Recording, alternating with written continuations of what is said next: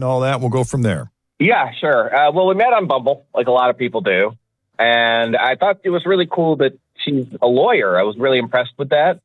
That means you're never going to win an argument, David. Well, I don't anyway, so that's fine. Just forget about it. Yeah. But she also does a lot of stuff in the community. She does charity work. She even fosters shelter dogs. Just sounded like an amazing person, Wow. Okay. Very giving and kind. Very philanthropic. Yes. Yeah, just the perfect girlfriend, basically. So we met, and we went for dinner at Morton's. I wanted to take her somewhere kind of, upscale. Well, the Christmas tree and everything else, the view from up there is really nice over Fountain Square. Oh, yeah. True. Gorgeous. Yeah. Gorgeous. So, I was just as impressed with her in person as I was on Bumble. And I thought we had a really nice time. Everything seemed to go well. We talked about everything. It was really comfortable. We ended up agreeing on a lot of things, which, was a really good sign on a first date.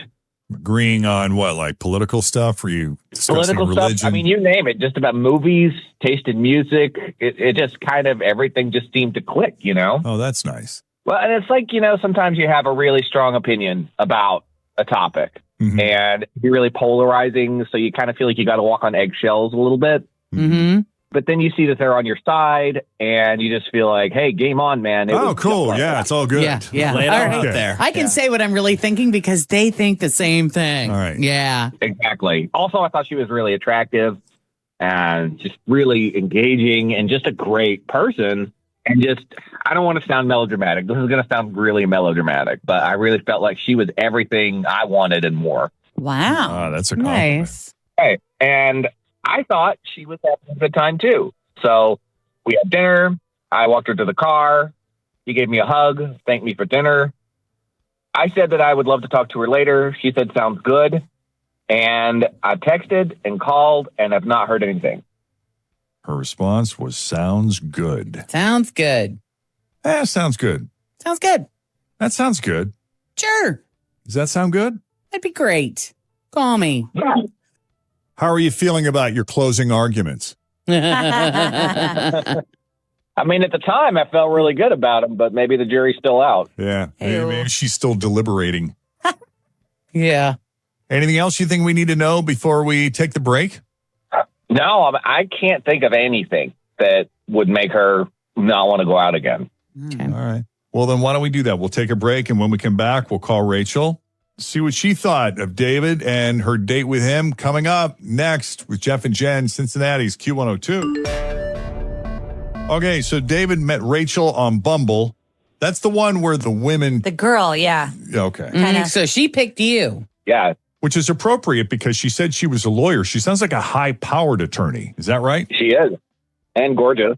And gorgeous and very involved in the community. She volunteers. She's philanthropic. She sounds like Amal Clooney, doesn't she, kind of? Oh, Now that yeah. you say that. That's what I was thinking about before when you were talking about being an attorney. I was like, well, George Clooney married a high-power attorney. Is she a civil rights attorney? Is that what she? I believe so, but Human rights. like on Human rights. Yeah. but like on an international level. Yeah, she's a Right. big deal.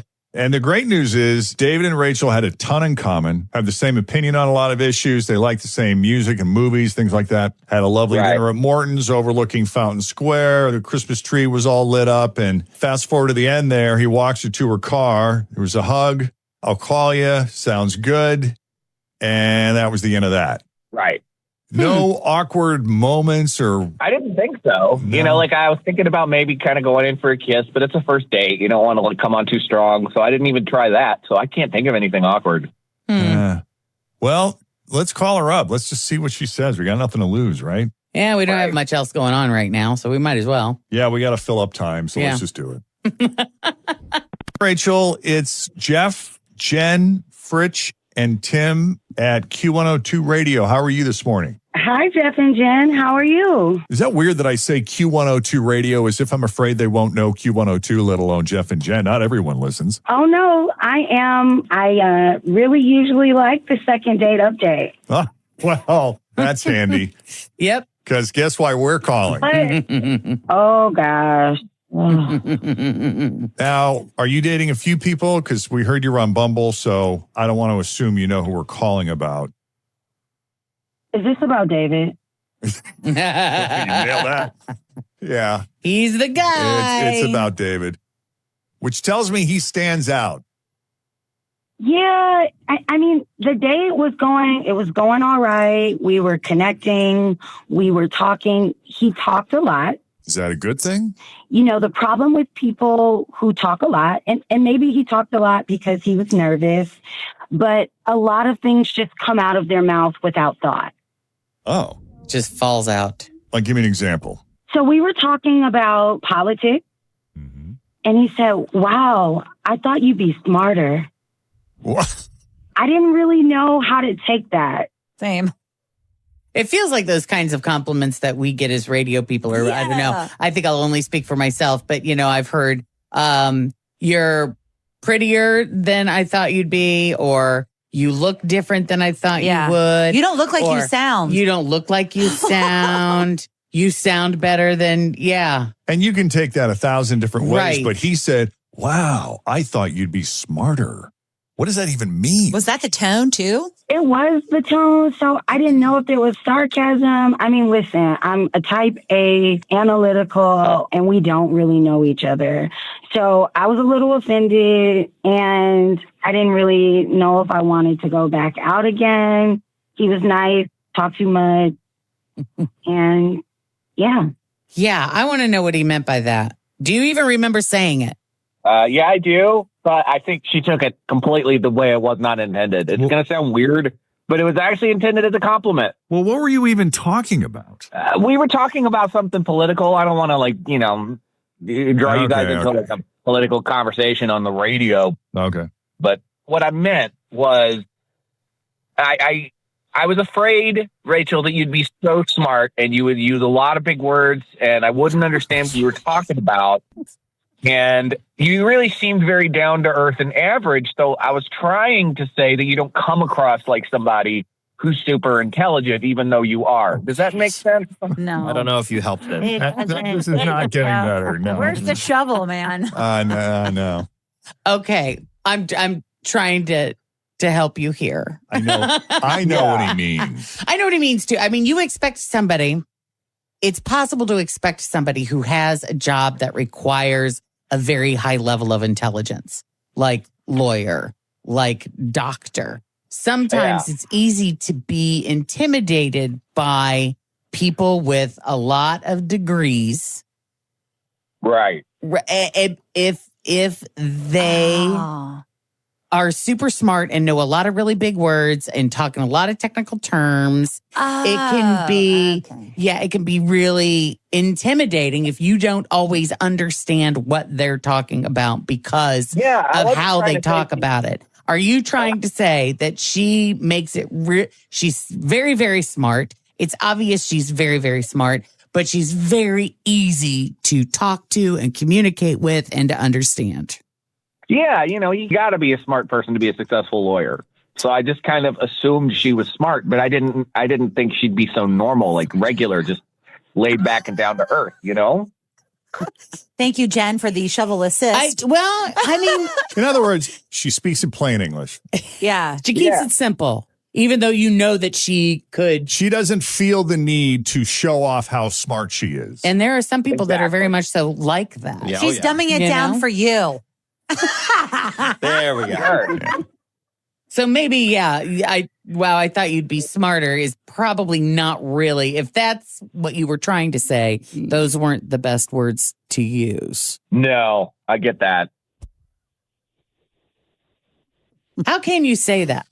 How could you make what Mr. Way with Words over there? If you want to say to somebody, man, you are so cool. Maybe I could have said you don't sound pretentious. I don't even know that I would have said it because it wouldn't have been a thought. I would have just been enjoying the conversation. Yeah, or you are easy to talk to. Yeah, that's probably because then you're not bringing in Yeah. any sort of like Intelligence level. Yes. There you go. Yeah. You're not comparing. You're just All these things said, it's so though. funny because you just seem very consumed with how intimidating she was. It obviously got in your head, and this was the result. I don't know if that makes a difference to you, Rachel, knowing that it was just a poor choice of words, that he wasn't trying to put you down. I just don't think we're a good fit. I'm not really understanding, you all were able to think about thoughtful things to say. And I just think that David was overthinking the date and maybe overthinking my intelligence in my career. It's just not going to work. It just smacks of insecurity, David. Yeah. Aw. That is absolutely correct. I don't know. See, I will tell you, listening to this whole thing, I kind of feel like I don't not like him. Like, I still like him. I think I would go, I don't know if these two should go out again, but I definitely think that he has something that's likable, you know? Yeah. I agree. Yeah. Maybe you guys can find him a date. There might be somebody who offers up. That happens sometimes. Let's just take caller 20. Yeah. I'm kidding. David, if anybody contacts us, we'll let you know. Okay, bud?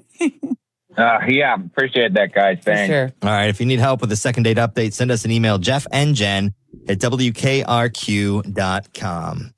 All right.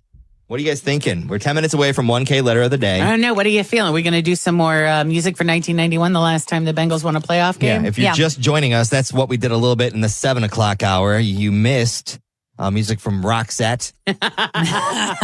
They're like, What else did we? Heavy D and the Boys. Heavy D and the Boys. Color Me Bad. Yeah.